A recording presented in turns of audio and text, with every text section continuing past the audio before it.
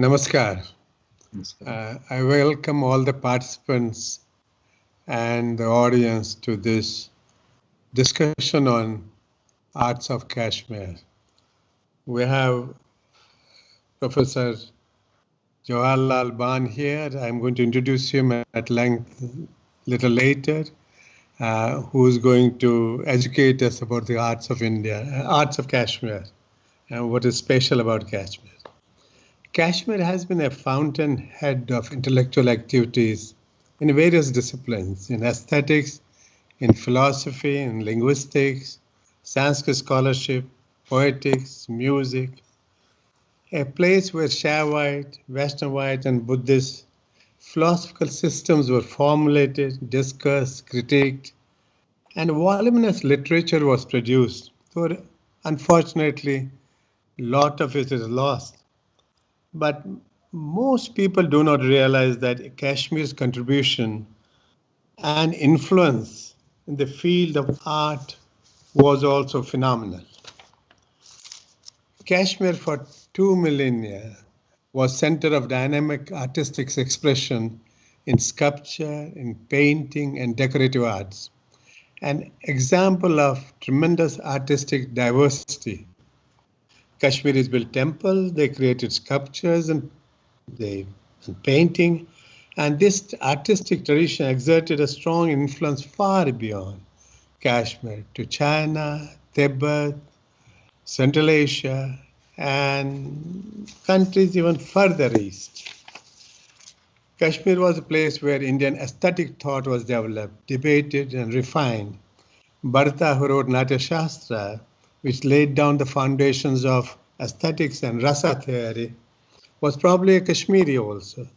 Since the further development and establishment of different schools of aesthetics was done by Kashmiris, whether it was Riti school by Vamna, Vakroti by Kuntaka, Dhwani by Anandvardhana, Achutya by Shamendra, and so on, Alamkara by Bhama, and then finally Abhinav Gupta, who wrote Abhinav Bharati and eventually brought the Shanta Rasa and Dhwani concept together. I'm going to soon introduce you to Professor Jawaharlal Bhan, who is an expert and has published books on Kashmir sculpture, which are a treasure to have in one's collection. But before that, I want to quote Larson from the Asia Society exhibition's book, Arts of Kashmir, which tells us the connection between art and philosophical life of Kashmir, the cultural milieu, which in a way dictates how the art should be and how it should be developed. Abhinav Gupta's Kashmir Shaivite philosophy invites the practitioner to appreciate physical existence as a positive dimension of the spiritual life. So in Trikha philosophy, the aesthetic appearance in arts becomes a pathway or even abhasa of the ultimate religious experience. This incorporation of the arts into the conceptual framework of Indian philosophy is unique. So what I'm trying to say, the cultural impact on art is tremendous, not only just on iconography and econometry and physiognomy, but overall, how art should be presented and what its meaning is and how it becomes part of the cultural milieu of a society. Now, I'm going to go to what we are all waiting for Professor Jawaharlal Bhan. I'll have a short introduction to him. Professor Bhan was born in Kashmir, educated in Srinagar and MS University of Baroda. He joined as a first trained museologist as curator of Sri Pratap Singh Museum, Srinagar, and head state archaeology of Jammu and Kashmir, Srinagar in the year 1964. He held the position of Registrar of Antiquities to implement the Antiquities and Art Treasures Act 1972 in Jammu and Kashmir and documented thousands of images in Jammu and Kashmir and Ladakh. Afterwards, he joined Kashmir University, where he established first area study museum of Central Asia. and later held the position of director of the Center of Central Asian Studies. In 1990, under the auspices of University Grants Commission, he joined National Museum Institute of Conservation, Art History and Museology, New Delhi, and taught students in the field of museology and art history till his retirement in year 2001. He has published dozens of research papers in periodicals of national and international repute. He has traveled widely in India, USSR, Central Asia, United Kingdom, America, USA, and Canada on invitation assignments, participation in numerous national and international seminars, and memberships of advisory expert committees on academic nature as an eminent scholar in his field. His highly acclaimed earlier book on Kashmir sculptures, an iconographic study of Brahminical sculptures in 2 volumes, has been very well received by the art historians and scholars working on ancient Kashmir. His second book in 2 volumes on Buddhist Kashmir, an iconographic study, is under press, and he is currently engaged in compiling a book on masterpiece Kashmir sculptures. Professor Bhan, welcome to this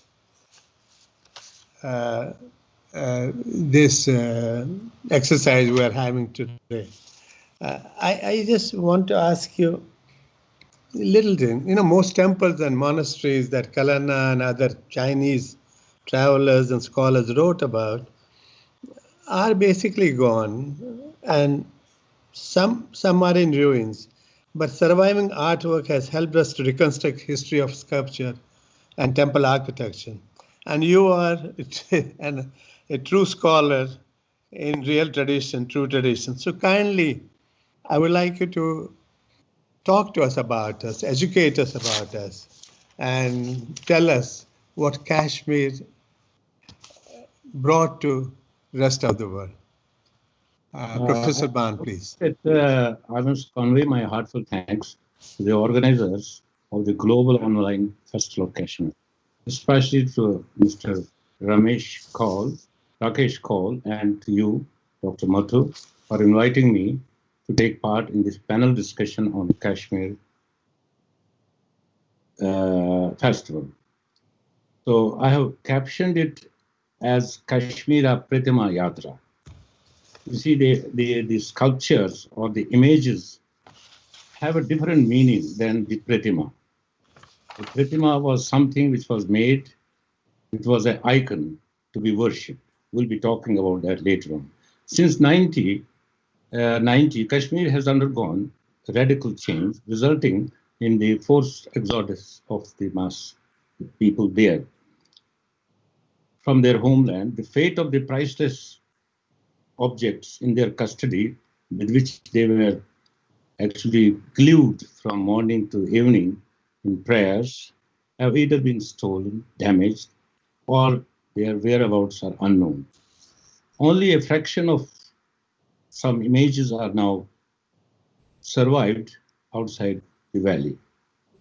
A few of them I will be discussing represent a cross-section of the art forms.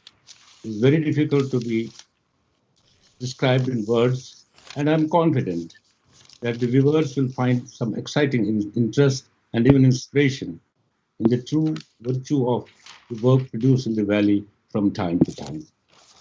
I have been very fortunate to have been associated with most of these objects during my stay in the museum tenure till 1990.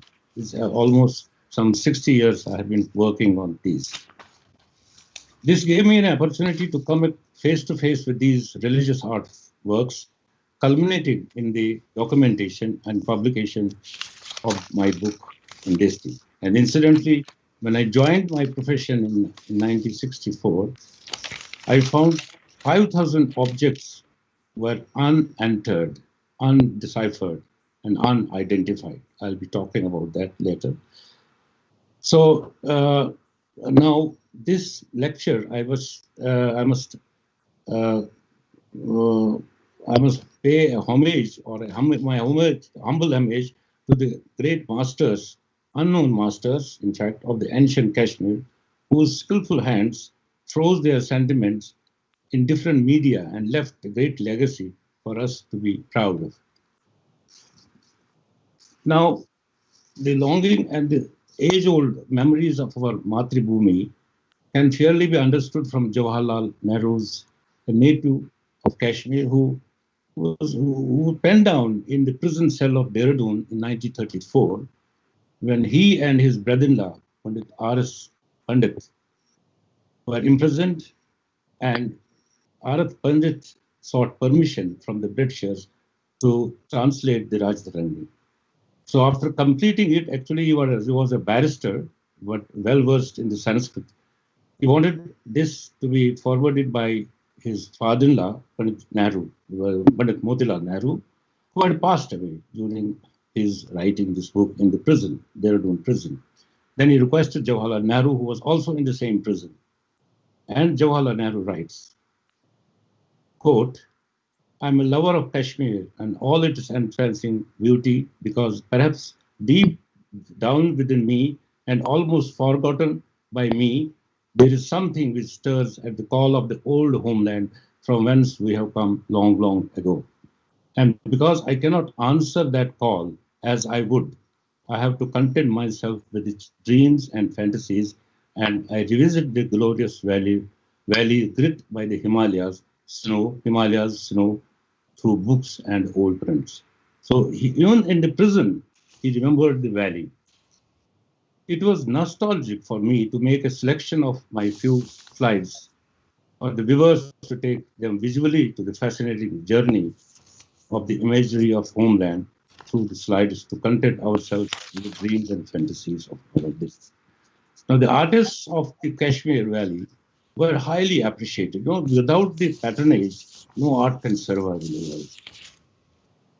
But they were so much acclaimed and respected that Kalhana writes gives a wonderful reference of the King Matragupta of the 6th century, when his court artist, he presented a poem entitled Haigrev, the death of Haigriva. But the king, he did not accept it, because he said, no, don't get it in this form. I want a golden palette for this poem, and then I will accept it. So this is type of patronage was given to the artists of Kashmir from time to time by the royal families, by the locals from time to time. So we are fortunate also, so far in the Indian context, that we have the earliest iconographical text available in Kashmir. That shows the type of studies and the type of iconography, the type of icons that those were carved, and they were put on the text. Say, for example, the Jayaka Samhita of the 5th century of the Gupta period. This is unfortunately not still translated in English. That gives the basic information about the Pancharatra, the Vaishnavite text, the formation of the Vishnu cult. Followed by it was most famous treatise is Vishnu Dharmatra Purana of the 7th century, which is the masterpiece so for the iconography. I mean, we don't have any iconographical text in India of the 7th century, but this gives the full information of all texts. There are all the chapters, and all the back of the final of the chapter, they have even shown us how the image is to be made. We are talking of the bhava, they were talking of the emotions, we are talking of the portraiture. All these details we can glean from the famous Vishnu Dharmatra Purana, which is fortunately now available to us in English form. So this is the type of literature that was produced in Kashmir on the iconography. See, it is a very deep subject because it's a link between the devotee and the god, the Pratima. It was a bridge. And unless the iconography, the art of iconography was known to these people, they were not able to identify those images, and they were not able to communicate. It is a communication. You can talk with the images if you fully understand the iconography. So this is the basic thing that my studies throughout my career when I was a student, and then I joined the museum. There were 5,000 things, and I had to start from zero. Even R.C. Kak, who was in charge of the museum before becoming the prime minister. After that, Dr. T.N. Khazanchi Sahab, none had identified any images. The problem with me was to identify images which were classified under large number. Any image or dozens of images, no number was put, no identification was done, and it was a fabulous job. About 3,500 images which were left out without identifying, I was able, with the grace of God, to identify them. So I'll be starting my journey, taking some time from you to show you a few slides, see how much we have contributed to the world, to the Indian art. This art was not so much known now. It's only a few years back now. People working on different people have been working on this thing. Dr. Paul has worked. He was grateful to him. Dr. Ulrich, he has been taking great care. Dr. Barrett of British Museum, he has been taking care of it. And then now the Indians have also started now thinking about the necessity of documenting and getting the information about our arts and crafts. So I'll be just taking you a journey. The title of my journey I have kept is Kashmira Pratima Yatra. Because Kashmir word is a new word. I don't find this word in the earlier text. It was all Kashmira. The Kashmira is used by Kalhana. The Kashmira is used by the Jonaraja, up to Jonaraja. The Kashmira is used by the Sukha, by all the authors. Even in the Nilamat Purana, it is the Kashmira. And I'll be showing you some images which will give us further insight about how this word has come and we have the images. Now, when we talk of the images of this thing, the Nilamat, this Vishnu Dharmottara Purana, gives us information that the images of Dharma, Vairaga, renunciation, Akasha, the sky, void, the emptiness, space, the stress, all itihasa, they should be conceptualized and made. These images should be made. We are not in a position to find out these type of images, but I'll be showing you one image which is a very tantric image where the master artist has constructed a beautiful image of the Tantra. Even they were personified. The Tantras were not only in the book form to recite, but there were people who were not educated. There was a direct communication created by the master artists to communicate with them, to learn about the Tantras through the artifacts. I have one object of that. Fortunately, I got it, and I'll be showing you. So I'll take you through this small journey, and I hope you'll enjoy, and I'll have some interaction with you also at the end.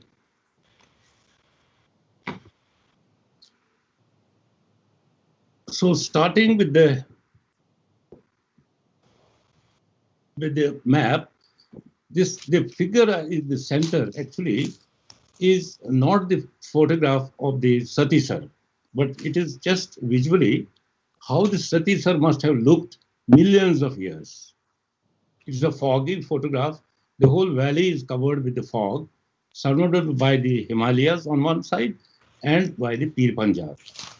And it took millions of years to dewater it, and this is how the valley became afterwards.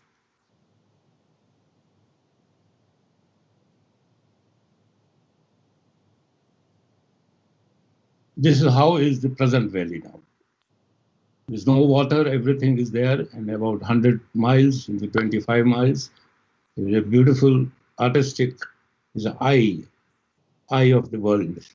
In the shape of that, you can see the pottery, the prehistoric period. There's a lovely pot, complete pot in the National Museum. of about 1700 BC, before Christ. And now the first art form, you can say, is this one, is a hunting scene. In no site of India, we have found any relic on a plate stone or on a stone showing any hunting. We have seen in Bemetika and other places, all rock carvings are there, but this is a wonderful scene. There are different theories connected with this thing. The two suns actually depict the 2 days and the hunt of an antler, what we call the famous Hangul, still surviving. This is a very restricted now specimen, and the man and the woman is there. The man is in the front with the bow and arrow. The woman is with her big lawns and the domestication of the animal. All these things have been found over their skeletons. How domestication of animals were part of it, and they were buried along with their masters in the same pits. So this is actually carbon dated to 1,700 years of before Christ. And the other thing that after this we get the trepanning. You are a doctor. Now this trepanning is a very important thing for two purposes. That a surgery, either the surgery was conducted of this lady who had a secondary burial. The secondary burial is taken place only when he or she had some stature in the community. She was buried. Before that, the brain was extracted. There are 11 holes, and they are drilled in a circular form. It's not by the stone. And there are theories, either the brain was taken out for making the amulet because she was an important lady. The importance was found out because she was painted after the secondary burial. She was painted with red ochre. That is the first evidence of the color in Kashmir. The usage of the color. The red stands for the life, further afterwards life. And this is the only one Japan item we have got now. It is in the Calcutta now with the Anthropological Survey of India. But I had a copy of it in the plaster of Paris in the Central Asian Museum when I established that there. This continued for a long time. This is also the same date of the 2500 BC before Christ. Then this continued up to the megalithic sites. People started raising the big stones with no carvings, but I found at Tral a very big stone, megalith, carved with an image of a bodhisattva, small bodhisattva or a Buddha, that I have discussed in my forthcoming book. And then there was a period gap for thousands of years again, till 3rd century before Christ. That is very contemporary to the Ashoka. There was a myth whether the Ashoka has come there or not. We had our local Ashoka also. That we'll be discussing later on. And we got a very interesting object, outstanding object at Martin, at Mahabaleshwar temple at Pahalgam. If you have gone there, it is on the opposite side of the Pahalgam river, and it's a small temple. On the back of this temple, we got this beautiful image. This is actually a base of a pillar, and you can find two figures, human figures. One is a man and one is the female. And if you remember, similar faces appear on the Shunga period. We don't find any Shunga art in Kashmir, but this is the first indication that there was an influence, there was some community. We have not found any other artifacts of this thing. This has 4 bulls on 4 sides. I'll show you the other slide. The one bull is broken. This one part is broken, but the 4 they're on the 4 sides of the universe, north, east, west, and south, and the donor or his wife, they are here carved here, and see the intricacy of this, see the carving of this thing, very realistic.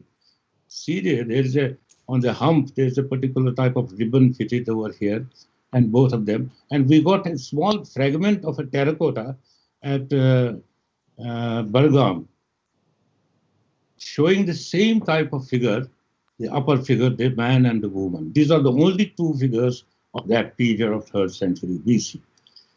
Then we have the tradition that the Kushanas came, but was only the settlement settled by the valley settled by the Kushanas? I don't think so. There were people who were there, and the Kushanas came afterwards, 1st century. What was happening before that? That is the question. Could I just ask you just one question? Yeah. This you are showing is from 1st century before the current era. They had connection with Shunga dynasty that time? We don't know. Because the sculpture, as such, the Mauryans, after Mauryans, the Shungas came. Right. The Ashoka period was already now, it is well settled, that issue, that he built these stupas, and I'll show you one or two stupas, the copy of that, how the shape of the stupas were there. But it is after that, the Shungas appeared. So why this art did not flourish there? Because they were interested in the massive structures. Shungas were not the ordinary people. They see the Shunga art of the Sanchi. In the east, all Bharut and everything. Bharut and other things. They were massive structures. Even they see the weight of this, see the neck of the bull. It shows the muscularity. Shunga art was the muscles. It's a phenomenal carving. There's no question. So this continued. This was in 3rd century BC, and we got a terracotta piece, a small fragment of, say, 2 inches at Raithan in Budgam. That is in the SPS Museum. When I was there, I kept it there. So it was lying in the Mamleshwara temple behind this, in the godown of the Mamleshwara temple, and the present whereabouts are unknown. But what was talking is that what happened from 3rd century BC to the 1st or 2nd till we abruptly jumped to the 1st century. Lately, we found in 75 or 78, to be very accurate, there were cloudbursts in Pahalgam at a place called Wainar. And we found some very interesting tiles. This is the tile I'll show you. Very interesting, very enigmatic. And there was a circular courtyard of 9 rows of very variegated type of themes. And in the center was a Kamalagatha. In the center was a lotus. It was a ocean, like the tiles, different. I have shown you only one because I was interested to show this one. This type of motif with 2 lines fighting together, winged. The winged lines have come again from Persia via Achaemenian period through Ashoka period. Ashoka art, Ashoka, all things you will find lines with the wings. It is the Mauryan period. But you can see this, we didn't get any example in India also, winged lines fighting together. I got a sample of it at Kata Yazgar, this is a Iran site, 3rd century BC. It was a palace. This, you can see that again the same structure is there. The only thing that the artist has missed, that our artist, master artist, has put the faces together. They are facing to face height. But here it is the opposite height. This is the 3rd century BC, whereas ours is, say, between early 1st century or the 1st century. It continued long. And besides this, there was this. This is very important, because killing of this animal has been a continuity in the Kashmir art till 4th century. And animal killing, particularly this, was prohibited in the Buddhism. The stag was a symbol of the first sermon of Buddha in the deer park at Sarnath. And here you will see a person throwing a big lance on this running, this one of the 1st century AD. Now, this was not the only site that we found. We found another site at Hutumur, again in the same belt of Pahalgam. Now, this is very interesting. Absolutely a marvelous piece. I edited it some time back that the three figures represent three characters in this drama.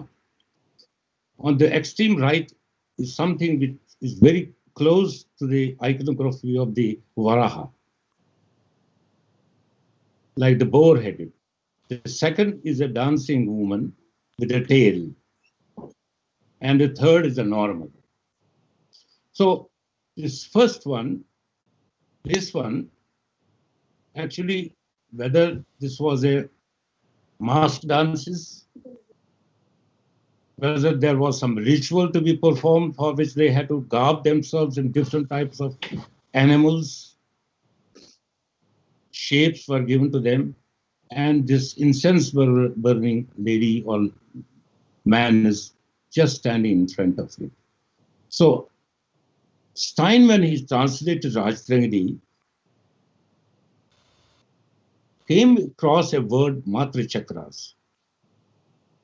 And he could not interpret it. Then later on, even Fabry, others, they tried to say that this was a site of a circular, a mother circular, something, some mandap thing that was attributed to the Matra Chakras. So Matra Chakra, the mother chakras, the mother goddesses were different concept and context. But the shape of the mandap which they have created out of these tiles is a circular. It is all closed by the diaphragmal wall. It has no access. And one is tempted to connect it to the Chausat yoginis at Bhopal. You know, we have one structure, yogini cult. Whether we had a yogini cult, we have a number of references, the Sandamand and other stories in the Rajtrangadi, where they have shown the yogini cult has been there. There was a magic people like that the community was there, living there in Kashmir. So this remains a very enigmatic problem for the archaeologists, for us, because no parallel themes have been found outside the world, outside India, outside the world. So coming to the third one is the first, again the first century when the Bactrians, when the Alexander was defeated, he went back, the number of colonies were settled, and Kashmir also came under the Indo-Bactrian race. So this is a very beautiful Greek type of image, which perhaps was because we found variety of them. One is this is a figure in the Ashmolean Museum, but this is the figure of the museum which we had in the Central Asia, but we have in Ashmolean Museum also but we have plenty of other, like the heads, other things, and even the Buddha heads were found. There are 3 or 4 Buddha heads which I have now entered in my further research. We got recently a very marvelous piece, again from Simthon. It is from Bijbehara, a well-settled colony in the ancient times, direct from the 1st century to later period. We get all the stratified areas. So look here, this man, 2 men, one is the manhood in this front. This man is facing on the back. Now, if you see, there are what you call the Parthian shot. The Parthians were running on, jumping on running horses, and they had no reins. They had nothing, and they had to fight the war. They were always to look the back. So he's holding the, beautiful this one, and all wearing this mail cloth, typical of that thing. See the beauty of this thing. It's really a wonderful panel, also dating back to 1st, 2nd century AD. They were also spiritual. There was this is an incense burner, a very beautiful horse made out of the terracotta. So recently, it's unknown still. Recently, now I got a photograph of it. But in the 3rd century, 4th century, things started moving. The Buddhism started coming, and all religions were there. We got the earliest Buddha image from Shailputri Baramda. This was during the dredging. It was actually in my presence that the whole, what we call in our language, Malba, they all, the mud and everything was lifted from the river Jalim. It was fortunately put near Shailputri temple, which is still famous there. And this is the earliest example where the Buddha in the typical Gandharan style has been carved. We don't have earlier, unfortunately, the head is all broken. See the style of both it is called the Udiyana type. Udiyana is something, when the first Buddha was made, they said that both the shoulders were covered. We'll be talking about this. He's in the Dhyana Mudra, and there's a particular socket in which this image was put, and this was worshipped. Now, going ahead to the 4th century, is a famous site of Harvan. It was supposed to be also a residing place of Nagarjuna, great Buddhist philosopher, teacher who headed the Nalanda monastery and came to Kashmir, also propagated Buddhism for a long time. And he was there, but this monastery, which he was, is actually consisting of 2 parts. Earlier, when Kak published this thing, he attributed it to the Buddhist. But then we started working on this, that so far this structure is concerned, the lower structure is concerned, this is a Buddhist. We agree with, but so far this site is concerned, this is quite different. We'll be talking about this. I'll be showing now the upper side of it first. First, the upper side. Now, Kak said there is an upsidal temple. This is not upsidal temple, but this is upsidal shaped structure. Upsidal temple, we don't have this barricade. If you go to Ajanta, you'll find this U, the horseshoe, completely open, and the stupa is in the center. But here the situation is different. It is all segregated, it's all cut off by the circular structure, which is again paved with the diaphragmal marks. The outer structure, which is now all with the green, was laid by the beautiful tiles. I'll show you hurriedly. Now the upper one looks like this thing. See, this all closed here, isn't it? And this is different hall, which was another hall. And we'll be talking what this hall was meant for. This is the outer. I couldn't get this colored photograph. It is where these beautiful tiles were there. The same type of tiles structure was raised at Futumura, then Hoinar, then Kotabal and other areas. In the center, we have a Kamalagata, and then around it are the different types of motifs. And these are the individuals we'll be talking in a minute.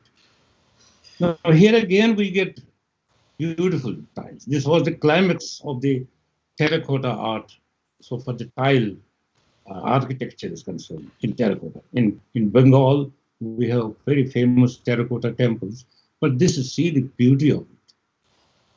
The running antler, and above the 2 individuals facing each other is the real portraiture. The real people who must have lived there in that era, and they have been immortalized with this thing. We'll be talking about it on the next slide. Now, this is another slide, same pattern, very, very enigmatic.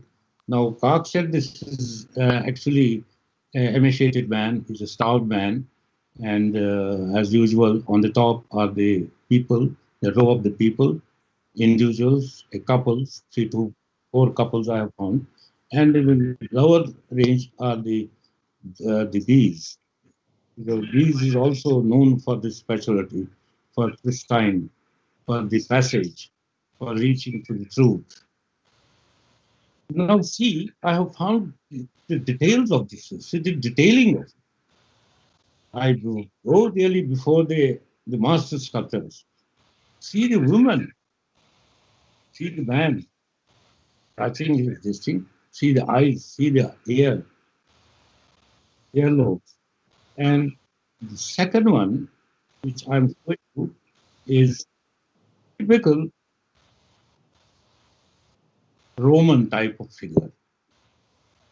See the twisted beard, the mustache, this hair, the hair cutting, and the woman is seems to be singing with the circular kundala. He's offering a flower, and there is another one, third set of this thing. This is the fourth set of this thing. And this type was very much in vogue in the first century in the Kushan period. Although our piece, Harvan, is dated to 5th century, but this type of this thing, this is Julia and one Roman prince of the Bacteria. So they were very close to Kashmir. Bacterial influences are there. And then we see the figure, the most controversial figure of this man. Who is this? He is not a starved man. He is not a Buddha. Keeping all these things in hand, we don't have any Buddha image there. We have only the prosecution of the stag, the killing of the stag. We have all the flora fauna shown. We have the dancers. We have the nidhis, the jewels. This man is actually the Ajivika. This cult in India developed contemporary to Mahavira, Mahatma Buddha also, and the Ajivikas. And the founder of this was his name was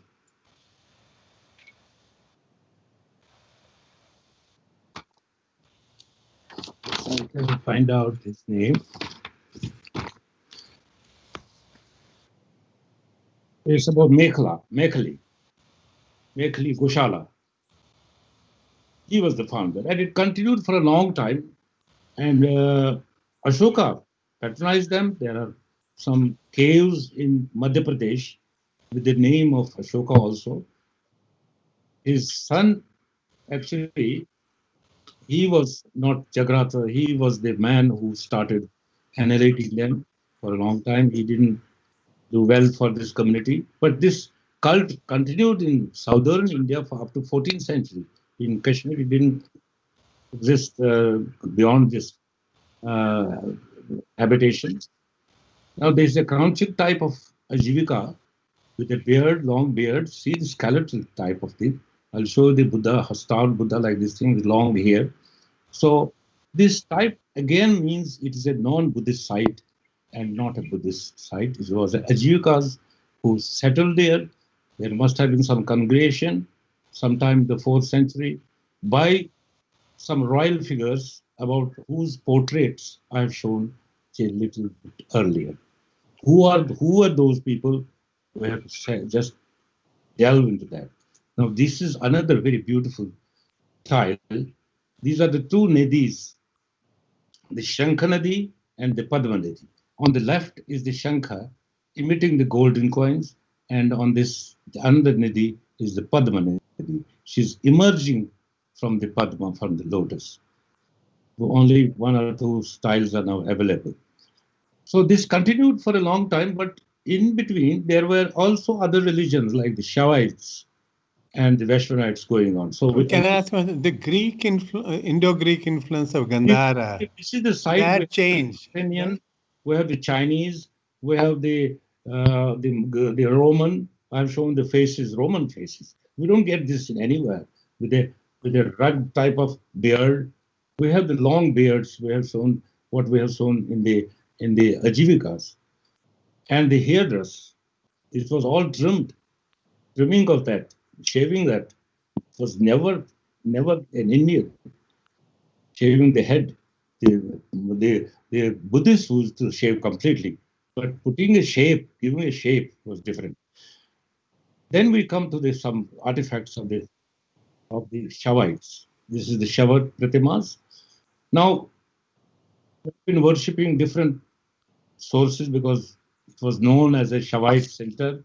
We can't refute that. It was a great center of this thing like Abhinavaguptas and others, even Our great writer Kalana was a Shaivite itself, and even king like Avantivarman, who was a Shaivite, but at the end, that time, he exposed that because of the love he had for his minister Sura.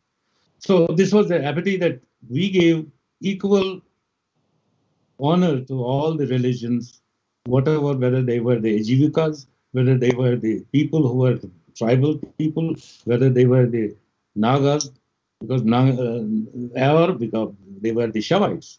So we got the earlier figure because the linga could have been the earlier form. That was easiest. But again, at Shelapurti, in the dredging, we got this marvelous figure of the three-headed Shiva. It's really a masterpiece, again dating to 4th, 5th century. In 3 visits, I got 3 pieces of this thing. This girl, this lady Parvati, I got the complete figure of it. I think I have slides. Yes, I can show you. Now, this is, see the dress of this, the hair, the neck, the ears, the jata of this man, this Agora, Statapurusha, single thread, very small thread. Urdhalinga, the linga we were worshipping, they have not then is Kamandala and the Akshamara, and see the Nandi. Even he is also in the formative stage. But see the figures, see the hairdress. Now, this is the actual form of Shiva, the three-headed Shiva that we often see together. But on the back, when the Vaishnavite created... Can I ask you, a lot of Shiva figures from Kashmir have one Bharava head and one Parvati head, the normal head. Very true. This is the creation and the destruction. Right. This is Tatapurusha. This is the creation, Parvati. This is, but to keep pace with the Vaishnavites, they created the Chaturana figure, the forehead. Yeah, they created the figure of this one. Now we call it usually a Bharava, but it is actually a very furious type of angry saint. That is same concept with Vishnu or Chaturanana. Yeah. He was very angry. He's called the angry sage. Even he cursed Indra. He cursed Shakuntala when she was dreaming about, thinking about her husband. When he's a cursed. He cursed everybody. He was a fond of Shiva. So they gave this preference. See, Jata is there. All disheveled Jata, with the beard, with the straight mustache, the third eye, and holding a very sharp, this one, trident. Is that very good image of this thing. And this is the one about which the Parvati, we got the other part. In a different periods of time, we got this one. In the same area, Baramulla, we got another masterpiece piece. Again, it's a beautiful piece. I'll find out. This is again the four-headed figure. The slide is not good because at that time we had no technology. But what is important is the 2 figures on his head. One is the Lokilesha, that is the one incarnation of Lord Shiva. And the second one is the Bakuta Bharava. I've identified it in the book also. This Bakuta has become Vakut in Kashmir. We worship not Shivratri, the Shiva, we worship Vakuta Bharava. So this is the Vakuta Bharava on top of it, this on the skull, seated on the skull. And this, again, the same gentleman is there holding this. And this skull is here. On the skull is a tiny figure holding the snake in his hand. So this iconographical account I have given in my book also. So the Nandi part is there. So after that, we get again another masterpiece, which is recently, which has come my notice. This is Shiva holding sun and moon. There's a very interesting story when the Jalat Baba was killed. Actually, it is the Shiva who is the killer. He is the destroyer. But he gave this task to Vishnu. It's a change of the whole story. And the Jalat Baba created complete darkness, and you could not be located to be killed by Vishnu. Vishnu said, it's too much dark, I can't say. Then Shiva comes forward and he says, I will uphold the sun and the moon. Say, this is the sun and this is the moon. And most of the images you will find in Indian Kashmir iconography, the sun and the moon is a symbol, is one of the iconography trait of the Kashmir. And I found one in Central Asia, in National Museum, that panel is there. Same panel painted at Danan Uluk in Central Asia, China, holding Shiva holding sun and the moon and the three-headed. So this is how the iconography has started traveling. They were never knowing they even to adopt some other country's god or something very different, very difficult also. Then we go ahead that we know about the Chaganakuri, the processional dance, is the processions of the Chaganakuri annual. The god is taken in the rathas driven by the people. In Kashmir, we had a word in the Nilamat Purana, Kutagara. Kutagara was a ratha made out of the chariot, made out of the wood, in which the effigy of the god was put, and it was taken through the streets, and everybody had to touch the king, the forces, the men, and the women.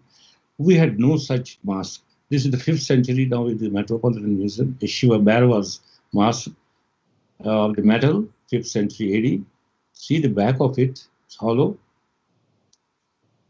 It was tied. Now it can be connected when the Tantrism went to the Tibet or to Ladakh, where the mask dances, and it must have been a contribution of Kashmir. Then going ahead, we have a fantastic temple. But this figure has a trefoil crown, very typical Kashmiri crown. Right? Yeah, typical. You know, there is something you will connect. Say, for example, the elongated ears. Right. Now, people have been talking about the Maya. I will be talking about that, and that is Dejor. Dejor may be an invention during Afghan period to conceal it, because Dejor was an important thing to be kept like this thing, in elongated. And I have seen some of the old ladies who had a very long perforated earlobes. You know this one. This earlobe, this hole. What is this hole? What is the significance of this? This actually is one of the lakshanas of Buddha, the elongated earlobe, because it will indicate that he was a prince. He was having a huge type of jewelry. How to show that? How to show that you are a prince? How to show that Dr. Mattoo is a Dr. Mattoo? Unless you put a stethoscope around your neck. But in Gupta iconography, the ears became longer than Gandhara. That is Gupta, you know, this Buddhism was there. Right. So it is one of the lakshanas, one of the 32 lakshanas of Buddha. I have seen in some of the books that Maya Devi of Kashmir has a Dejuru. Most of the people have written it. They have their own right to say in Japan, but this is that Dejuru. Now we come to the 9th, 10th century, the structure of the temple. Again, you'll see there's a total departure from the subcontinent, the Indian, and in our temple. It was a different type of structure that was built on the basis of the Shilpa Shastra. What I'm just actually telling you, that these continued up to the last, excepting in the 6th century, it was the Gandharan type at Ladu, which is a roofless type, which is square without any ornamentation. I have not put that this slide. Is Andrathan, this one. But Ladu. No, this one you are showing. Is that Andrathan? This is Pandratana. Yeah, Pranadhisthana. And this is very important. One factor for our iconography. There are 3-4 sculptures around these niches. One is the Lokalisha, seated, and another figures are all missing, 3 missing. Only one figure is remaining here in the front door. But important thing is this ceiling. This ceiling has traveled everywhere. Everywhere also means in Ladakh, in the Gompas, if you see the passage Gompas, there are Gompas through which you can pass, your car can pass. Just like a temple above you, you are passing through this. And this is the type of 8, squares, one square after another square, after another square, culminating in a beautiful. And these are the Vidyadharas. It's profusely beautiful. This is the only specimen available in Kashmir so far now. The rest of them are either fallen and there. These are the details. I'll show you the details. Mr. Fabry has made a detailed drawing of it, but it is still intact. We are not losing anything. Only the texture of it must have gone because of the beautiful figures all holding the garlands to the Shiva temple. And this is I was telling you, the passage Gompas. This is the same type of structure that they have raised on the passage above the roads. See, the Vidyadharas are replaced here by the Buddhist figures. But the planning, the structure is based on the Kashmir ceiling. This is based also 10th, 12th century. This site, Pandratana particularly, has yielded us a tremendous source of inspiration of those master artists. So for their wealth of sculptural wealth is concerned, I'll take you one this thing. Now this is a masterpiece, what we call the Brahma Buddha's structure. It's just 7 feet. It was all unidentified. It was a problem for me that he looks like a Nanga, nude, below the waist here, and he looks like a warrior here. The male here, what is he? He's a bow and arrow. He is Pinaka Pani. Pinaka Pani. Pinaka means the arrow, bow, and Pani. When the Asuras, Taraka Asura created the 3 castles, gold, silver, and copper, they were uniting after millions of years, and they could be destroyed only when they unite together. And it is that occasion, that instant, that Shiva is getting ready, looking to this beautiful arrow and the bow, Pinaka, Pani. Pinaka means bow. See, the bow is here, and the arrow is looking to the time when the 3 castles will be go together and he will strike and destroy. So unless you have that information, background information, you take them as a piece of art. They are pretty much. You have to be taught, you have to be part of it. You have to give language to the stone. Then the stone will give the story. It's a masterpiece. And see the Zarabaktar, what's called the Zarabaktar, male cloth, and this is called the Chanavira, to protect the heart. In the earlier periods, when the war was fought face to face by the sword or by the spear, heart was to be protected. This is that. This Chanavira is the item to protect the heart. It became an element of warriors, and then even the gods in the fight, you will even see the Durga, I'll show you subsequently. Then I'll take another masterpiece of my life. Now, what do you see about this? Dr. Mattoo? I'm trying to figure out. You are an artist. He's sitting at Dharma Asana. Is 3-headed. This is, one is Bharava on one side, one is Parvati, and this is the human face in the middle. This is a Shiva. Very right. Shiva. Anybody can take it as a Shiva. Shiva seated in the yoga asana. He is a yogana, there's a pata. This is called the yoga pata. He is keeping both the legs in position by a sort of a fabric, a pata, a cloth. He is arresting both the legs. There should not be any movement in his meditation.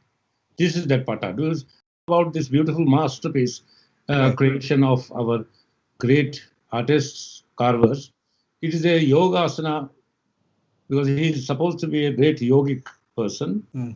And the yoga pata is here. He's fitted and fixed with the yoga pata. And even in the chest, you can see this. His chest, he doesn't want even the movement of his body also. The two hands are raised up. He's four-handed. The left hand is holding a trishula. And the right hand, he is busy doing something. And this something is very important. This is the identification, the story that I will tell. On the top is this lady who is Ganga.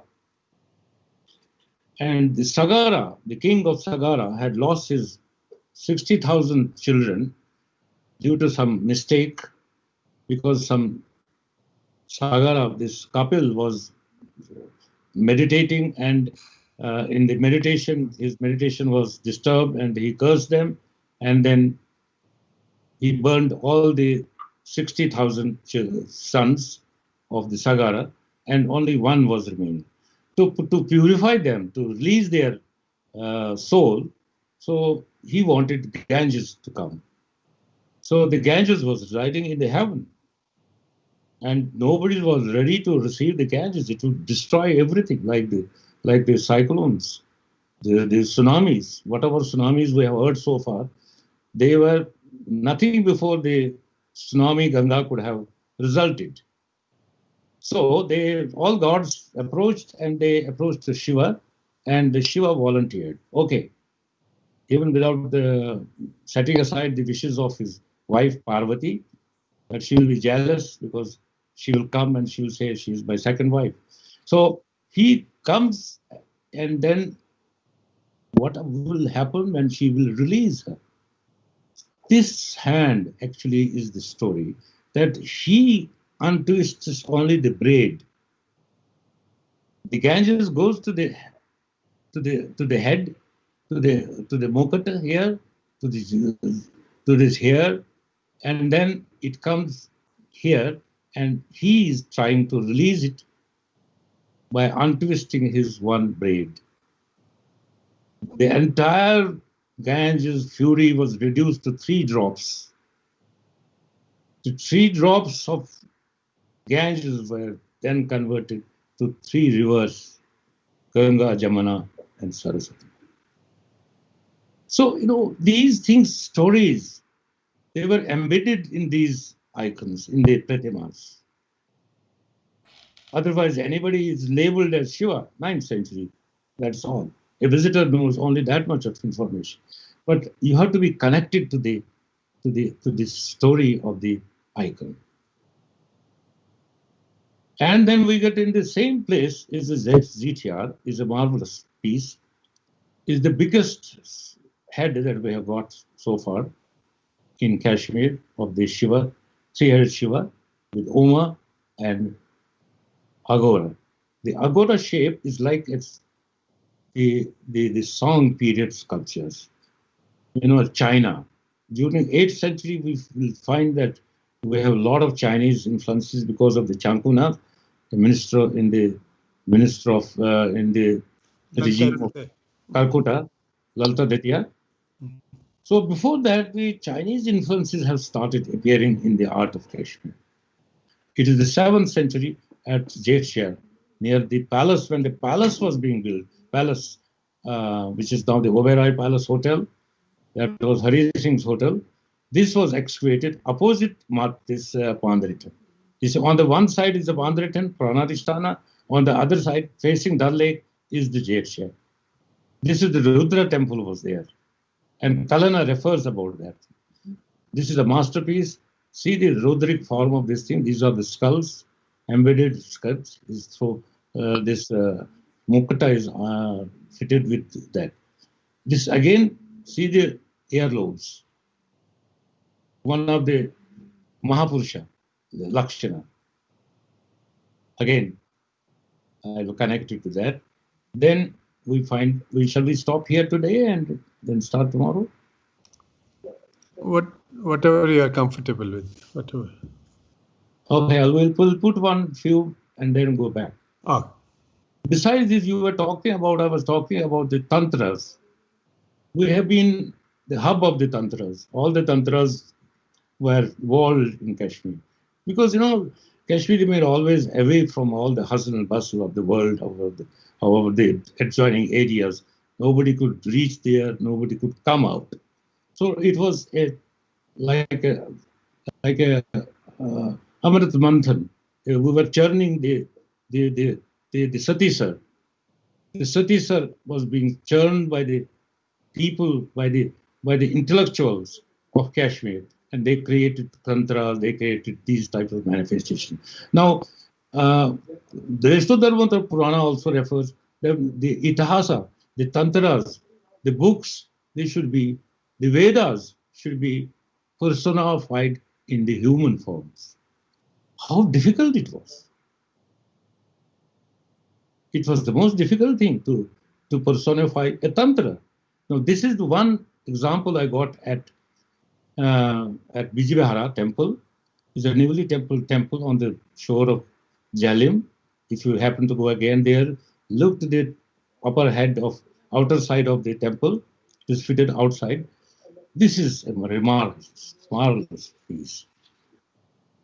I have a small note prepared for this. I'll go through it because the Tantra, I'm not a Tantrist, and I will call it as a Bharava Tantra manifestation. This is the Vijna Bharava Tantra. By this Bharava Tantra. Now, in the center, we have the 5-headed, because the fifth head is not normally shown when they are in relievo. The 5th head, whenever the 3 heads are there, against the stone, big boulder or anything, relievo, the 4th head is presumed to be there. So this is the 4-headed, headed, it's already there, 4-headed, standing, Bharava, all the 4 heads are very furious. And standing on the Sampada straight, without any tribhaga, without any bend in the legs. He's forearmed. He has faces connected to the cardinal points. The 2 faces face to the 2 different images. Now, the 2 images are both of them are seated on the Naravaha. It's a human beings. The mouths are human beings. One is a single-headed and one is a 4-headed here. Now, this is a Bhairavi and another is a Chamunda. So the Chamunda figure, I'll show you the other figure where the Chamunda is there. She is taken when the Chanda and Munda were killed. He removes the intestines of the Chanda and takes it in the mouth, squeezes in with the right hand. So the right hand is here. Do you see the right hand? Yes. This figure, it's not a flute, double-headed flute. It is the intestine of the Chanda. He is squeezing, and this is Chanda Chamundi. She is actually on the Naravaha. Again, the 4-headed Naravaha. He is the Shakti of the Bharava. She is one of the Shaktis of Bharava, who is standing in the center. And again, you can see that in the right Bharava, we find the 4-headed female figure seated again on this. She's a seated figure here. The women, the breasts are very prominent here. Holding the Kapala, the Katvanga. She's also called the Katvangani, the bearer of the Katvanga, the bowl. And she has the canine teeth, open mouth. So this is much damaged figure, but anyway, the details are there. During the Durga, when she the emaciated goddess Chamunda, who appeared from the forehead of her, and destroyed Chanda and Munda, and later became known as Chamunda. Now, this is Chamunda. I have explained about this thing. She is seated in the Lalit Asana. Lalit Asana is an asana in which one leg is folded and one leg is suspended, pendant. This is the term that the art historians have been using it. So this is now, to the left, we have another four figure, this one. Again, said this again seated on a Naravana. Nar means the human, and the Vahana is the vehicle. And we don't find it as in other images. The principal factor behind the Bharava embodies the principles of destruction and arises or becomes present when the body declines and decays. That is the crux of the Tantra. Bharava is present everywhere. This may be the reason depicting Bharava personifying the destruction and creation. Now, this is the destruction and this is the creation.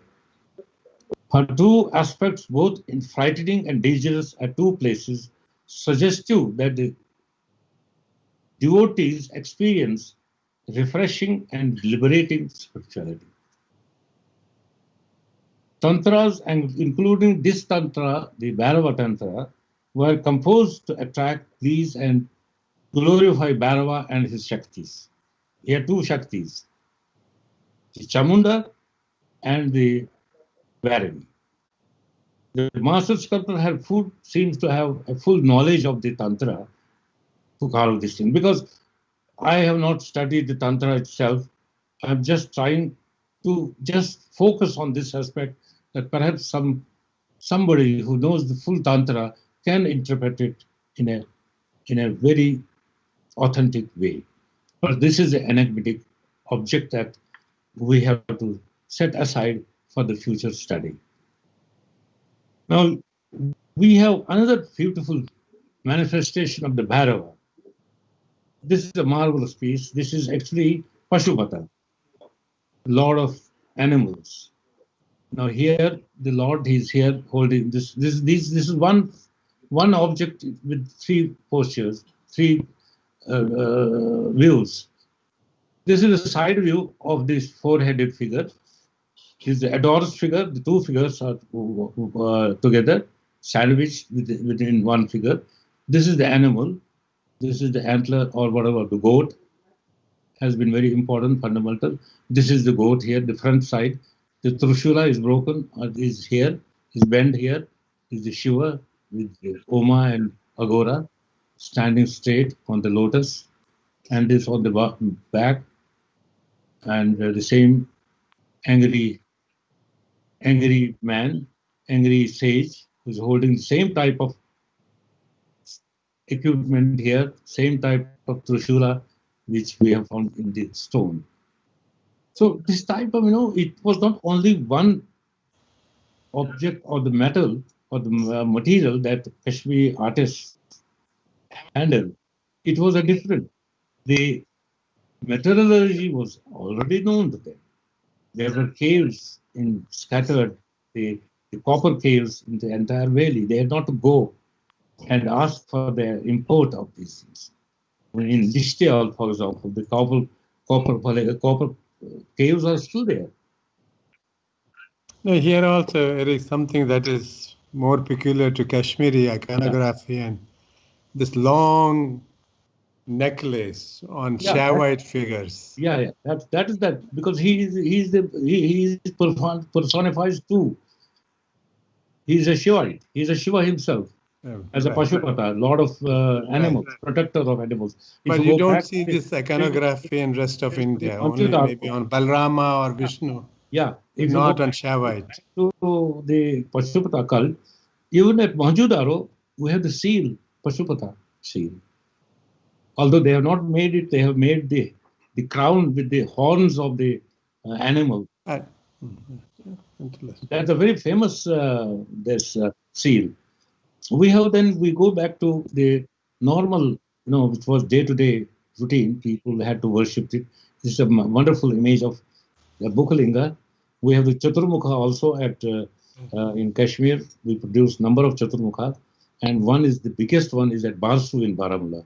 which was damaged in 47. I have some damaged photograph already now. You can see in my book that figure massive, that was 16 feet. Actually, that all the four faces are typically Kashmiri. Yeah, they are typically with the cheeks up and that with that what we call the eyebrows. They're called the bow, like a bow. both. The eyes are like the almond. But once it comes to Gupta, they change to lotus shape. Because the ornamentation came basically more jewelry came from Gupta period to us. Before that, we were not so much interested in the ornamentation. And you can see that here we have, if you study this completely, there is an octagonal also thing. If you go through the formation of the linga, they form all the three aspects, the Trinity, the Brahma 4, Vishnu 8, and then the linga. This is a stunning piece. This is a stunning piece. And we find also in the yoni, where in the pranali, when it is, the water has to be there. Because if it emits, it releases the potent, then the whole world will be destroyed. So this is another beautiful piece where they, again, the two children are with him, with the Kartikeya holding the lance, and Ganesha, and the cock or the peacock is there on the back. This is Vana. The Ganesha is there. It's a lovely piece. Unfortunately, right hand is broken. And we have a mudra, which will be showing the Vyakhana mudra or the beckoning mudra, which we don't find anywhere. That is also another contribution by the Kashmiri. Now, this is the one, I think, after that, we'll see. This is the one which is, again, another enigmatic thing, that this figure in the center, what is this figure? He had only two sons. It is Bringi, the great devotee of Shiva, who was only worshipping Shiva, not Parvati, and she was very much annoyed.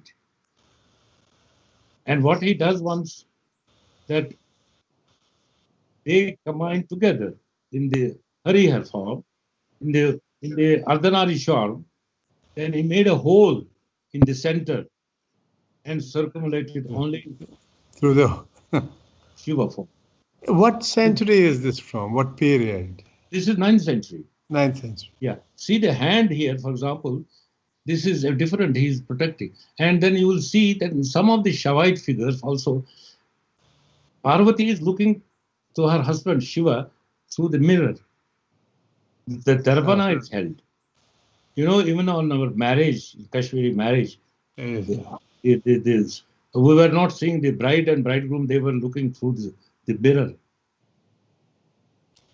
I don't know, when you got married, the mirror was given to you by your in-laws or by your family. That story. So often in sculptures by 9th century, Utpala period after Karakota. That is the Karakota. The Shiva Parvati are usually same size. Yeah. As compared to Karakota, where Parvati is always a little smaller. It continued because there is an overlapping of the styles also. Because the iconography, the height and this was to be maintained. The height of the Parvati was to be minimized a little bit because her husband was to be shown. But some Utpala statues, they are the same. Yeah, at the same level. At the same level. This is another one very beautiful figure of the Bharava. Separately, the Bharavas were also. It's not as furious. The two Ayodhyas, the two weapons are personified here. The two weapons he is holding, they are again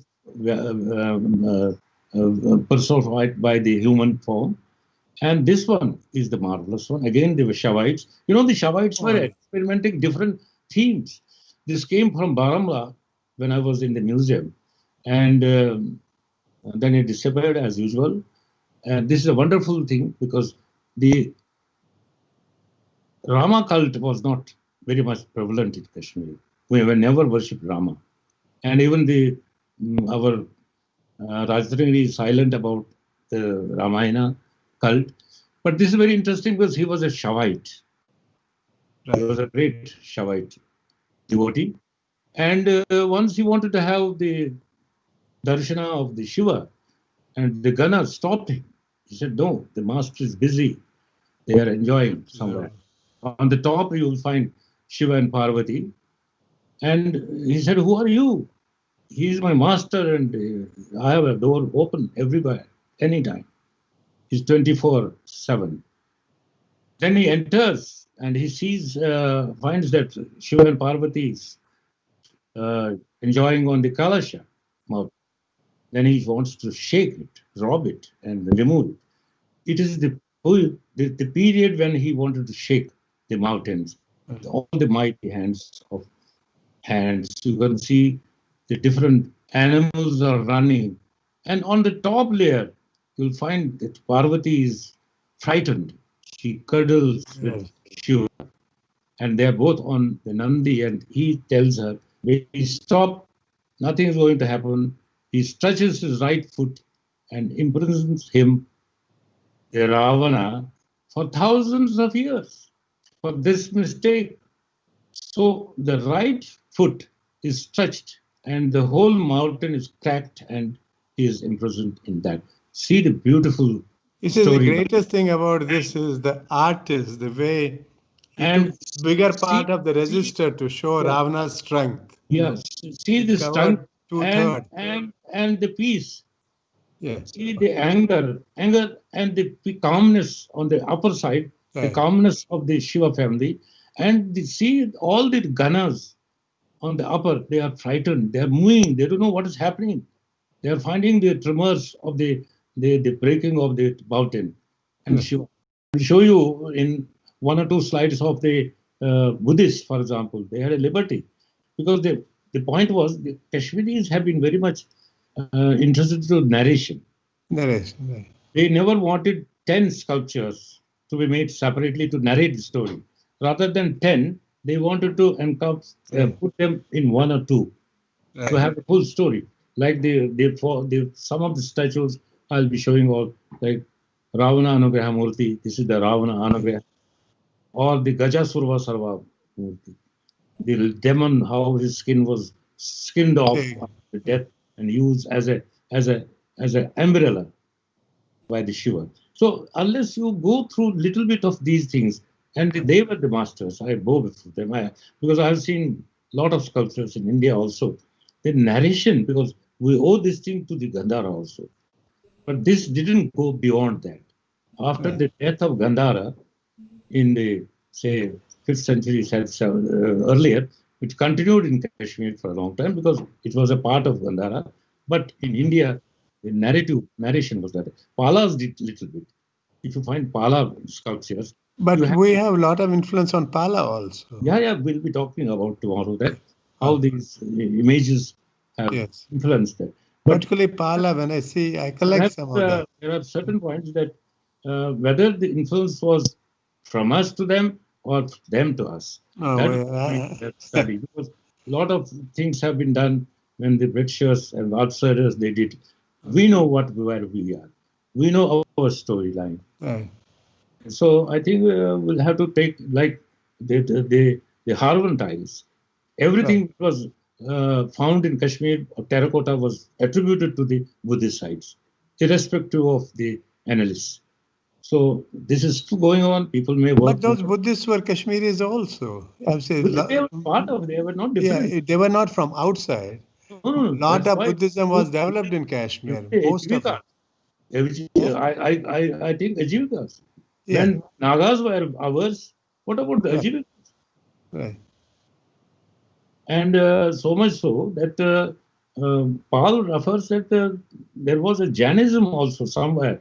Right, but we don't find anything. We don't find anything. But then, who knows what is coming future? Something may be buried. Right. Like the Hutmura, like other sites, like the Matri Chakras, about which Kalahana writes several times. You know, the Prime Minister of Kashmir, Ramchandra Kagji, I was talking to his grandson, Siddharth. So he said that his grandfather used to walk with him and tell him that when the split between Mahayana and Hinayana, Theravada and Mahayana took place in Kashmir, they buried 30,000 copper tablets. And he feels he knows where they are. That's a So good. I'll be taking you to the site. In my lecture, I'll show you the two images. I don't know whether I have kept it by Ibn Mahjoor. He was a great poet. His son was working in our department. It is a Kundalavan Vihara. There is a dispute whether it was the Jalandhara or the Kundalavan Vihara. And mostly they say, most of the historians, they say it was held in Kashmir because of the climate and because of the presence of Kanishka. And the first image of Buddha was ordered in Kashmir to be made. That is also a tradition. Because till Mahayana came, all the Buddhism was on the symbolic platform. The chakra for this thing, tree for his birth, this thing for this thing and that thing. But the human figure, we owe this thing to the and also then the influence of because we what never the knew culture has. You take Mahayana Bodhisattva and you take Theravada Lohan. Same thing they do. No, but one is so beautiful and that 4 types of Buddhism. What is the Mahayana, the earlier one Hinayana, the single car seater. Then came that is one car driven by one man. That is the what is called the Hinayana. That one car only for you. Yeah. But then they said that there should be a driver. That is the Mahayana. Bigger vehicle, smaller vehicle. That is how the Brahmanism. We alienated ourselves with the puja. We kept a priest. We invited a priest. Otherwise, we had to perform all the puja ourselves. Then came the Vajrayana. Yeah. So this is our Tantra is a Vajrayana. It is our Brahminical Vajrayana. It's enigmatic. You have to put everything there to understand what is that. Right. We had the what is called the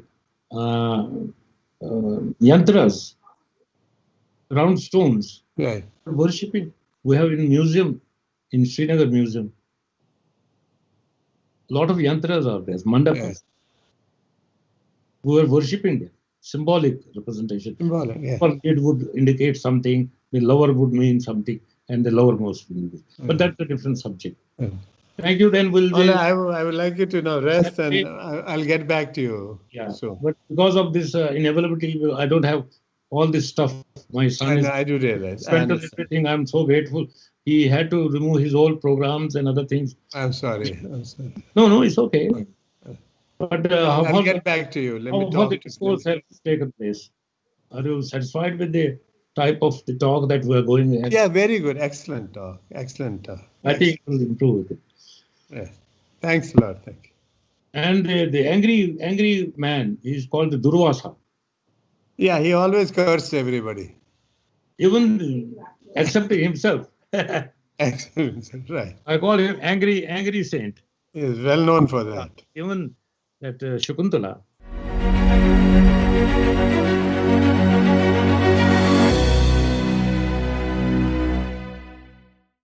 Ravananugrahamurti is a very, very interesting image which we got from Vijayavihara in the 8th century AD. And we have another set of few Shaivite slides, which will just guide us how the motif of those were translated by the master craftsmen in Kashmir. One was the Nataraja figure, which is very limited in Kashmir. In fact, I have found only one image in a temple. It is in situ at Pyre. It is a temple of 11 stones built on only 11 stones. Ekadashi Rudra, the 11th form of Shiva. Now you can see he's dancing, and there are 2 musicians playing the music. Normally, the music is discarded in other Nataraja figures. But, as a part of the ritual, there was an important segment was the music, where the temple music was attached with these things. This is again, 9th century AD. You can see it's a very beautiful figure at Pyre. then we have the other figure of the same temple. Is a very forceful in the Alida Mudra. We'll be talking about this mudra when we get a better specimen to show you. It is just a killing of the Asura, who was the Gaja Asura. And his skin is taken out, and you can see the upper two hands are lifted up, and this is the skin of the demon, Gajasura, and he is protecting, the Bharava is protecting, the Shiva is protecting himself from the heat. And on the front of him, you can see a beautiful lady moving. She is actually surprised what is happening. This is also from the same, another niche of the same pyre temple of the 9th century. And before we go further... Bhan Sahib, can I ask you one question? Yeah, the previous picture, can you put that back on the Nataraja? No, the Nataraja one. The one you showed first. Oh, sorry. I can tell you. This one. Oh. No, on the other side. The first picture today you showed of Nataraja. Yeah, this iconography is not typical Nataraja, of usual Nataraja that we see from with Damru and fire and Abhay Mudra and Gajas Mudra. That's why. That's why the problem, what we see, the modern Nataraja figure, was that the child or the human being, he dances on that. Right. And around it, there is one fire circle. That is the creation and the destruction. Right. Here, that aspect is not shown. Right. No, he is not showing that aspect. But he is a Nritya, what is called the Nataraja, dancing, because he is the master of dance also. But how we have conceived that, because the South India, when you go, it's called together different one.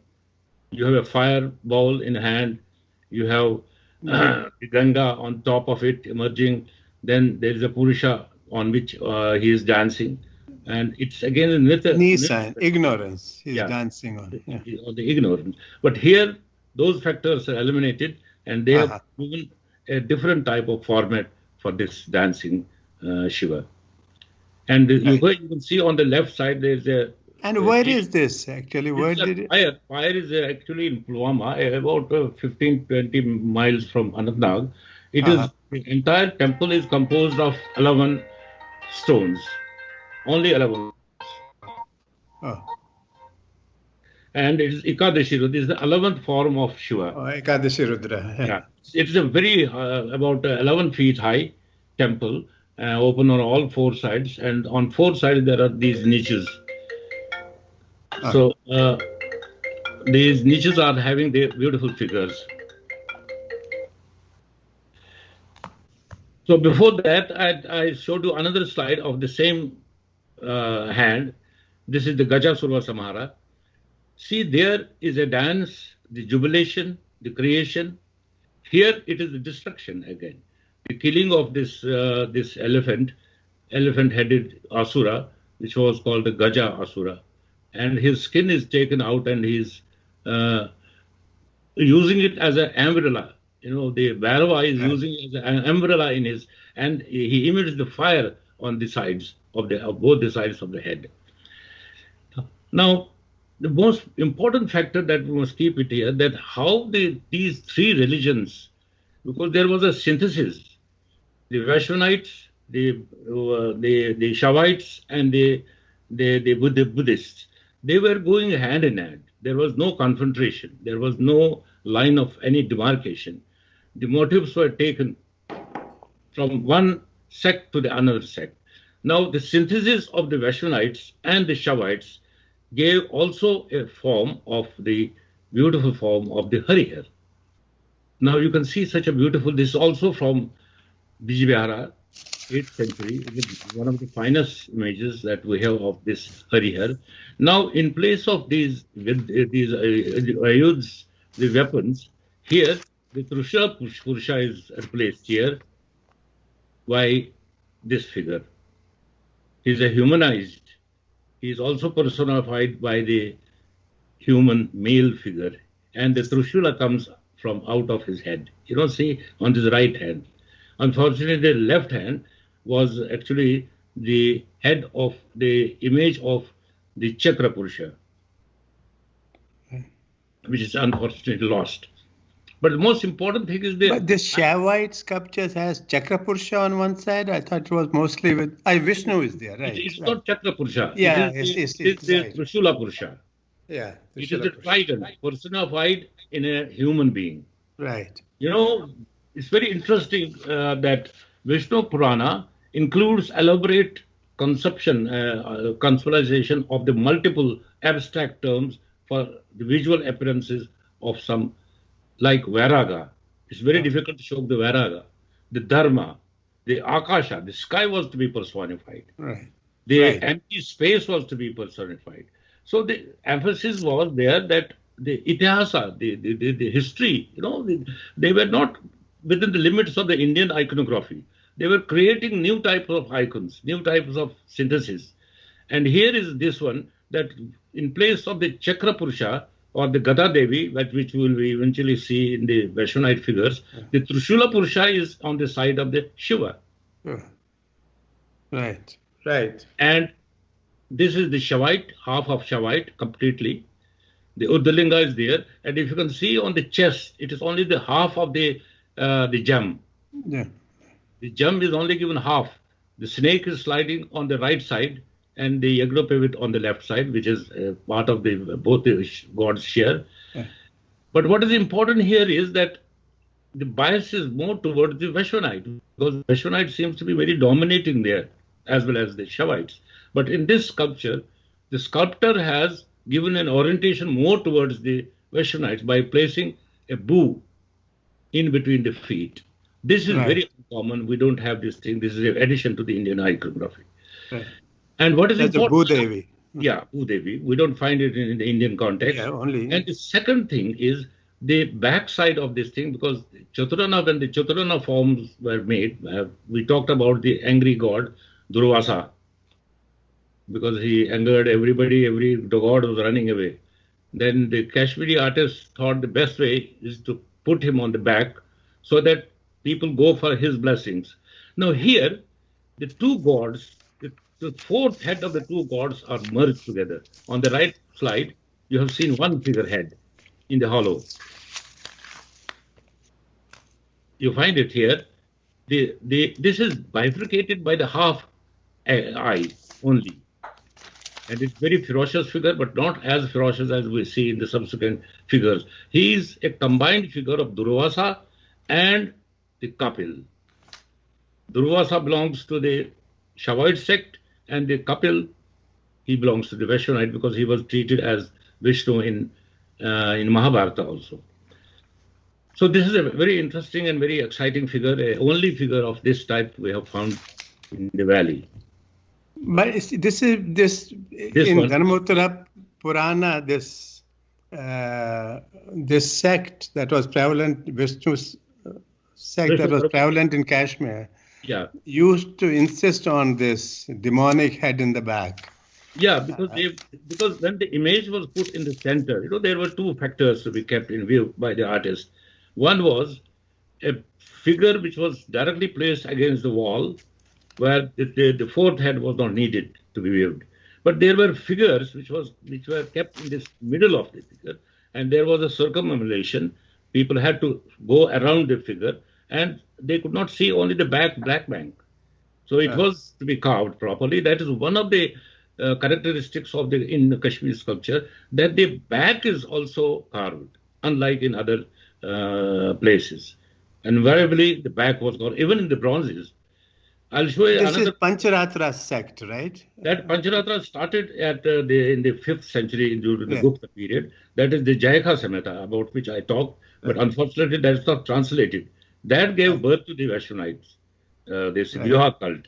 I'll show you another one, which is a complete one. It's a very beautiful. Recently, I found this image. It's a fantastic image, same figure. Now you can see the Trishula Purusha is on the right side, and the Chakra Purusha is on the left side. Chakra Purusha.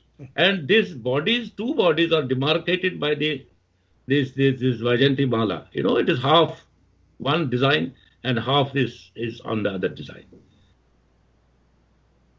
Can you find it out? See this one? Yes, yes, yes. On the left side, the Vanamala is like the petals of the lotus or other flower. But on the left, there is another type of flower which is used there. He is holding the Akshamala on the right side and the Kamandala or the Ambrosa, the nectar on the in his left side. And other details we don't see. We don't see the snake, for example, but we see the line cloth on the right side, and the beautiful Nandi is appearing behind on the right side. So this is a very interesting. Even that long necklace is somewhat of Kashmiri iconography. Yeah, this is also iconography. And the third thing is that the crowns were also fitted with the streamers. This is also an addition to the Indian iconography because it has come from the Sassanid period, from the Persia. Because their crowns, they were only these crowns. Most of the crowns we have adopted from that region. We had a very simple type of crown which we'll be seeing. And after this, we now will be talking to you some facets of the mother goddesses. Because we were the Shakta, it was the land of Shaktas, the Devi Puja, the Bhakti, Shakti Puja was more. And in this connection, we got a very good set of images from Avantipur. But before that, we'll be talking about this figure. This is the figure which we found. I had actually documented it before the migration in 90 in a house. It's not a very big, and it's now in the Metropolitan Museum. It's a very nice figure of Durga in the roof of Sharada. But there is another roof which Nilabat Purana has repeatedly referred is Kashmira. There was goddess of Kashmira, which encompassed all the goddesses. The Durga is also part of it, Lakshmi is part of it, Saraswati is part of it. And we were performing the annual birthday of this Kashmira in Kashmir till very late. There was a puja to be done. Now here this iconography is quite different. We don't find it in the Indian context anywhere. This figure is not referred even in the form of Durga also. It is not a Durga. It is not a Saraswati. It is a Kashmira, or what later on is known as Sharada. Now, 2-3 things are here to be discussed. One is these two figures. One is this figure. This is most interesting. She is a forearm. Unfortunately, the right hand was either held in Abhaya Mudra, or she was holding the Akshamala, the time, or she was holding a lotus. A very small thing was there. But the left hand is the head of a he-sheep. And again, Durga was worshipped by the animal sacrifice. So it is definitely not a Vaishnavite figure. It is a Shaivite figure in the iconographic text. Now, on the left hand, she's holding the bell, which actually was offered to her by the Iravat, by the elephant, and by right side is the khadka, is the sword which was present to her by the Yama. So it involves the creation and sort of a destruction also, but more on the side of sacrifice. But underneath, there are two standing small, tiny figures. Both of them are standing. One is in the Vitarka position, another is in the beckoning position. They are holding the books, the texts. Now, I have just now referred that even the texts the Tantras were to be personified. The Bharava Tantra, I have showed you likely that in the Vijayavara temple outside, the Bharava and Tantra was personified. But here, the Devi Mahatmya, they are personified by these two figures. So, in a way, this is a complete text before you of the Durga text or the Kashmira text or the Sharada text, whatever goddess we can say her. She combines all. And when I have identified it, I have identified it as Sharada Kashmira, to be safer, because Sharda has been a very important. See, look to the dresses she has. This dress was started in the 7th century at Pandret, and I have shown you one or two figures we may follow afterwards. The tight dress, the bodice, and again this ring. This is that part of the Chanavira to protect her heart. She was always apprehensive of the. She's a Durga. She's a war goddess also at times. Looking to this aspect of this figure doesn't come in the Kashmir iconography. This goat. It is shown in the tile, in one or two tiles at Harvan. It fight, two goats are fighting, but afterwards we don't find. I found it in the Avantishwara temple at Avantipura. The two, and this is sort of a shape like a linga, and we had a tradition of slaughtering a he goat in front of the tree or in front of some Bharava temple, and it continued. The tradition continued very long, and the exact specification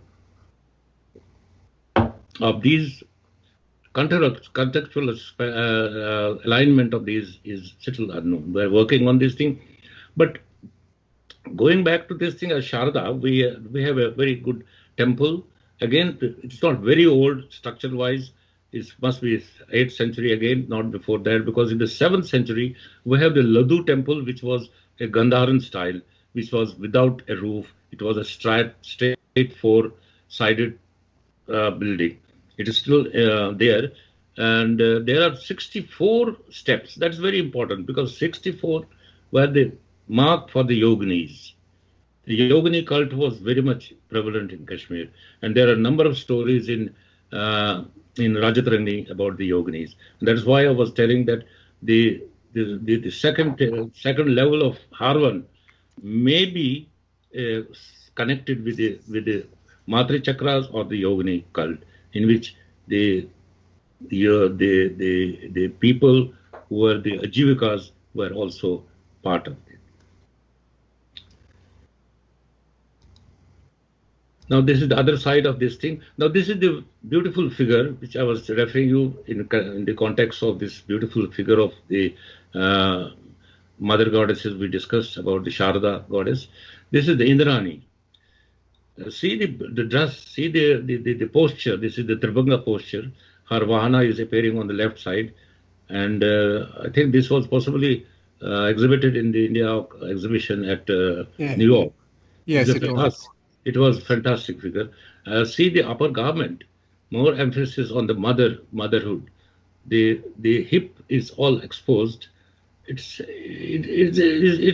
piece of art, really.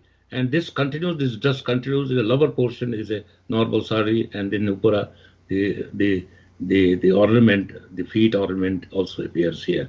And she's holding the vajra. Now you'll see the subsequent how the vajra has also changed. This is one. This passage. It's very interesting that this. And they are the massive figures. You know, up to 7th century, it was a massiveness. It was the breadth, the size of the sculpture, which created the illusion that there is something great. The greatest factor was given only because of the size. But after the 7th century, we say that it was not that thing. They started minimizing the size. We have never seen any size after 7th century. I'll show you another slide, which is the Kangkali. It's another masterpiece. See the force.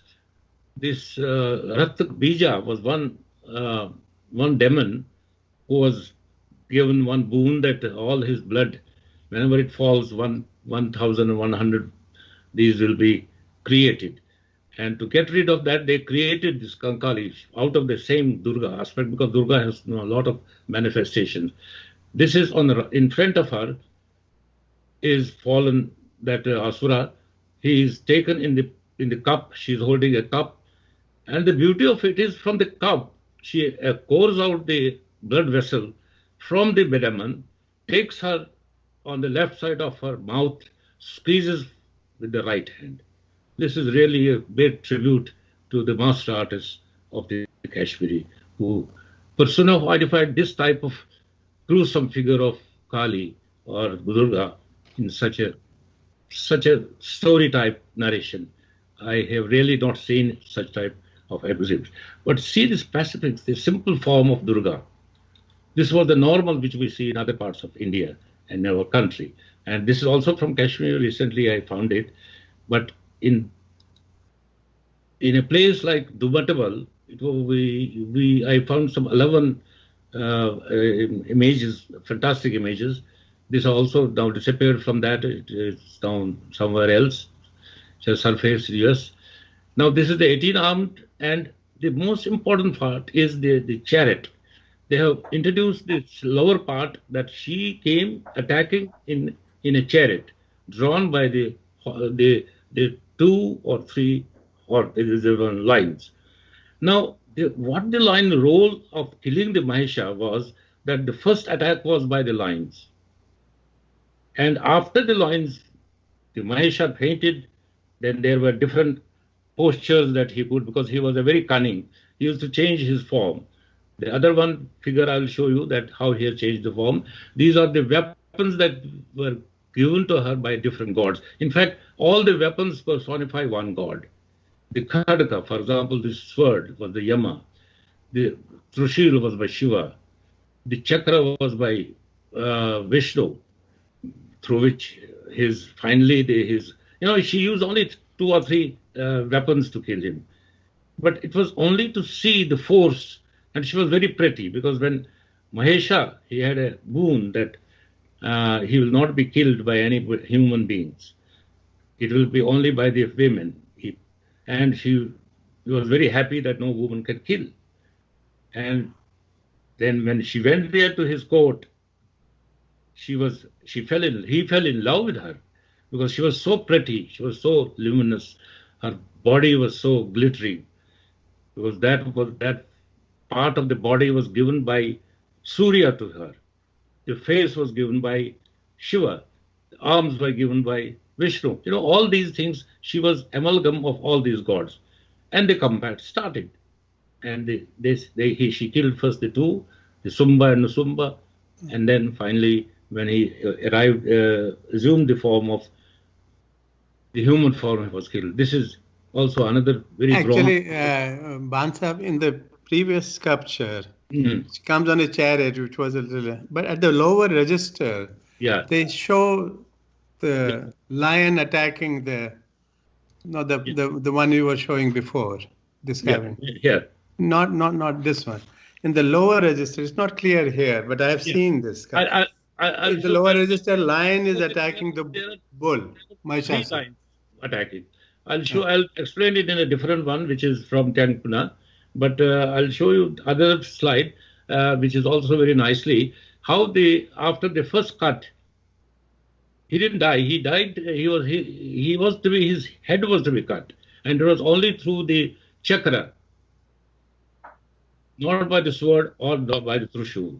By the Trishul he emerged, and he changed his position, and it was 3-4 positions. He changed into lion. He changed into elephant. Then again he changed into human. Now this sliding of this thing, I like this thing. See, there's the poetic touch of it. He's not in the air. In the Mahatmas, they said that she pulled him and he was in the air. But here the artist has not given that air touch. He has put his feet on the leg of she's dragging him, pulling him and this mace is there. Because this was the only thing with which he attacked her, because he was so powerful. He never needed anything. He had a regiment of great things. Now this is another one figure in the bronze. This is really fantastic because each figure, it has a narrative panel in the lower bottom. Now here, this figure in the center, the chariot is drawn. Normally it is the concept of the Surya image, where the chariot was drawn by the Varun, a legless charioteer. There is also a very big story about that thing. Now here you see, she is just putting this on the body of this thing. He is decapitated. The head is separated from the head. He is still not coming out. He is coming out straight on top of it. The earliest sculpture you have seen, same type of alignment of the Mahesha. Mahesha holding this special type of khurki, and I have seen this type of khurki also at Mahabalipuram, that beautiful sculpture of the 8th, 9th century. This is a fantastic, one of the finest images, because working with the stone had a different technology. Working with the metal involved altogether, a very elaborate, I'll be talking that when we proceed further. So she's holding the khadga and other instruments, equipments. And again, you can see near the chest, she's having this thing, because all the gods who are just in a agora form, in a fighting form, in a gruesome form, you will find them here having this type of round plate in the chest. We go ahead of further ahead. Is the famous Changpun. It was a very small village, worshipped by the community. It is not a private image, it was a community image, small temple with like a small cupboard fitted on the wall. And this is one of the finest, because this is the only one in the perfect condition, other than the one at Dumatable, which I have discussed earlier. Now here at the bottom, you can see it's very much decorated. The chariot is very much decorated, as she is. But the lower part is the full story. It gives the first two lines are on top of this thing, trying to maraude the Mahesha. And from the first cut, the first form that comes out from the mouth is the lion. And from the other cut comes the original Mahesha holding the mace. So this gives the thought. Unfortunately, we don't have any narrative panel in which the elephant is also, which is actually recorded in the Mahatmya, because he took the three forms. The actual form was the Mahesha, then he took the lion, then he took the human figure, and then finally he took the elephant form, and then he was killed. In the upper register, you can see the Shumba and the Sumbatu brothers being killed by her with the trident. And the thing I referred about the Vajra. She's holding the Vajra in the hand. See the shape of the Vajra. It's quite different than the one which we have seen, very simple, in the 7th century. But subsequently, you will see in the Buddhist, in the another item I'll show you, this Vajra takes the same shape. And all these things are gifted by her. This is the Naga Pasha. She's holding the snake rope. This is the axe. This is again the chakra. This is the... Professor Bhanji, I want to thank you for this scholarly review of arts from Kashmir. The producers had thought that they will be able to finish it in an hour and a half, 2 hours time, but the subject is so extensive, and it will be unfair to try to rush it. That will be like seeing pictures somewhere. You went into detail on it, and that is an educational element of it, and that's what we want to bring it to Kashmiris and the rest of the world, so they understand our contribution to field of art.